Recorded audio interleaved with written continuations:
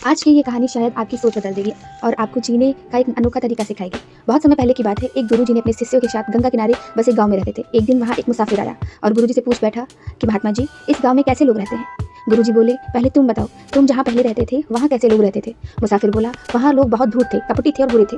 गुरुजी मुस्कुराए और बोले, तो यहाँ भी वैसे ही लोग मिलेंगे। गुरुजी की ये बातें सुनकर मुसाफिर चला गया और थोड़ी देर बाद एक दूसरा राहगीर आया और उसने भी महात्मा जी से पूछा, वही सवाल पूछा, महात्मा जी ने इस गांव में किस तरह के लोग रहते हैं। और गुरुजी भी वही सवाल पूछ लिए कि तुम्हारे पिछले गांव में कैसे लोग रहते थे।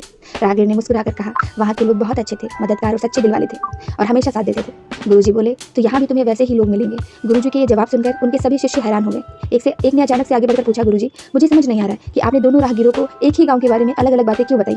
आपने पहले वाले को कहा कि यहाँ लोग बुरे मिलेंगे, वहीं दूसरे को कहा कि यहाँ अच्छे मिलेंगे।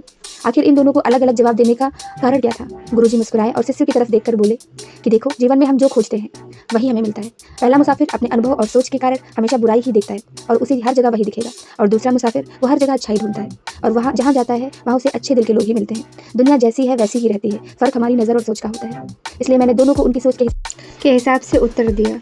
गुरुजी की बात सुनकर शिष्य समझ गए कि असली बदलाव हमारे नज़रिए में, ना कि दुनिया में। क्या आपको भी लगता है कि लोग बुरे हैं, या फिर आप अच्छाई ढूंढना भूल गए हैं?